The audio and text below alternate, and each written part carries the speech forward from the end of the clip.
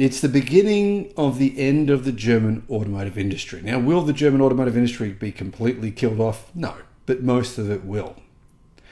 120,000 German workers from Volkswagen plants in Germany have walked off the job. They've gone on strike.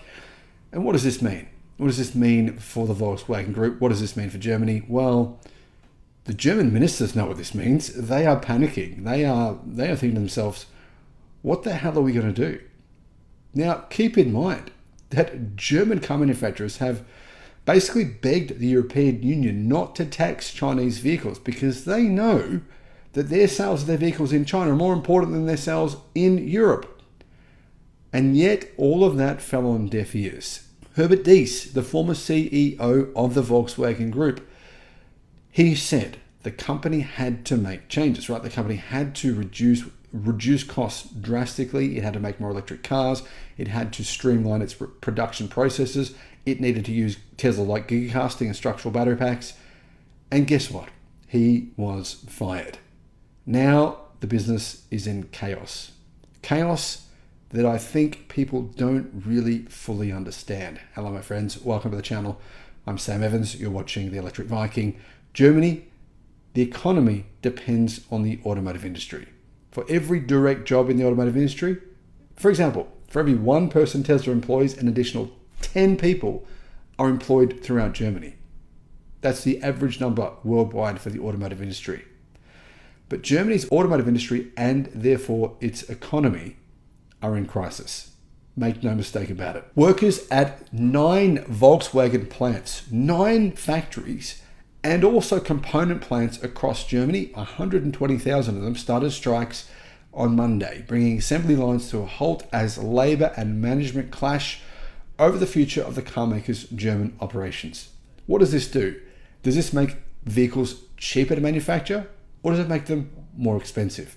Volkswagen as a group, they're saying, we have no choice. You have to take a 10% pay cut, otherwise potentially half of you will lose your jobs. The unions are saying, well, no, you need to increase salaries by 10%. So what's going to happen? Well, it looks like a stalemate. Thousands gathered at the Volkswagen headquarters in Wolfsburg. Demonstrations also took place at the Hanover plant, which employs around 14,000 people alone, and also at other component and auto plants, including Emden, Salzgitter, and Brunswick. Now, this is all across Germany. It's all over the media. And I don't believe that they understand what they're doing to themselves. Similar things happened here in Australia. Similar things have happened to automotive industries in different countries around the world. And in those countries, there is no longer an automotive industry. At Volkswagen's main plant in Wolfsburg alone, a strike means thousands of cars, including the iconic Golf, cannot be built. The strikes, which could escalate into days-long stoppages, potentially unlimited, if a deal is not struck in the next round of wage negotiations, will reduce Volkswagen's output when the car maker is already facing declining deliveries and plunging profit. And when I say plunging profit, I mean profits dropped 42%. If you include inflation, profits were the lowest that they've been in decades. Profits dropped 42% in the last 3 months. Volkswagen Group themselves, their CFO, says the company is sick. That's his words. The company is sick. They said the roof is on fire. So now the union thinks, well, let's just burn the whole thing to the ground. That's essentially what's happening. I understand if you're an employee, you want to keep your job, but you can't save everyone. It's impossible. The company is sick. You can't just revive this sick patient. You've got to cut away the bad stuff. There's no choice here. How long and how intensive this confrontation needs to be is Volkswagen's responsibility at the negotiating table, said Thorsten Groger, who leads negotiations on behalf of IG Metall. IG Metall are the same union that have attacked Tesla mercilessly and relentlessly for more than a year now. They haven't succeeded, but that has happened.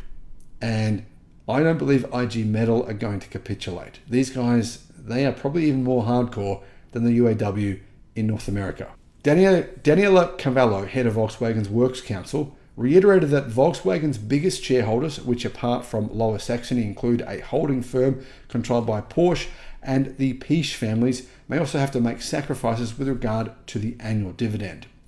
The union last week proposed measures it said would save 1.5 billion euros. These included foregoing bonuses for 2025 and 2026, which Europe's biggest car maker dismissed. Volkswagen has demanded a 10% wage cut, saying it needs to cut costs and boost profit to defend market share as European car makers struggle with weak demand, high production costs, competition from Chinese rivals, and a slower than expected electric vehicle transition. Now, make a mistake. This so-called slower than expected electric vehicle transition is intentional from the Volkswagen Group. That is a lie. They are constantly lying about this, claiming that this slower than anticipated EV sales thing is real when it's not. EV sales worldwide have actually grown by 30% this year. It's just the Volkswagen Group's EV sales have not grown. Intentionally, they don't want them to. They make a massive loss. Look at their profits, right? Q3 profits down, plunged 42%. They make a huge loss on every electric car they sell. They don't want the electric revolution to continue because they aren't a part of it. Look at the Chinese car sales. Look at the Chinese market. Is the Volkswagen Group a significant part of the explosion in EV sales in China? No, they're not. The company has threatened to close plants in Germany for the first time in its 87-year history. Management wants to drive the nail in even further, said Lucia Helm, a worker at Volkswagen's Hanover plant, taking part in Monday's strike. It's a twisted world. In football, trainers quit if they're not winning the game. At Volkswagen, it's the other way around. Players are being punished. You can imagine, this is the viewpoint of probably many, many staff at the Volkswagen Group. And while I understand the honesty behind that, it doesn't mean that's going to be useful. It doesn't. This company is really at the point, it's not that far off being Nissan. An agreement not to stage walkouts ended on Saturday, enabling workers to strike from Sunday, basically indefinitely. The labour union called on employees of the plants housed under subsidiary Volkswagen, which includes Volkswagen's EV-only plant in Zwickau, to strike on Monday and Tuesday, and up to that point in time, who knows what's going to happen. Here's when we really look at this. Globally, electric car sales have increased, right? The Chinese are manufacturing EVs at an incredible price with amazing technology. You cannot compare any Volkswagen EV to the best EVs in China. They are nowhere near comparable in terms of their technology, the charging speed, battery energy density, range. The actual car that you get for your money in China is so much better. The only place where the Volkswagen Group are safe right now is Europe. But for how long? Numerous Chinese automakers are planning an assault on Europe. They are building factories in Europe or around Europe in order to circumvent these EV tariffs, these China vehicle tariffs. It's only a matter of time.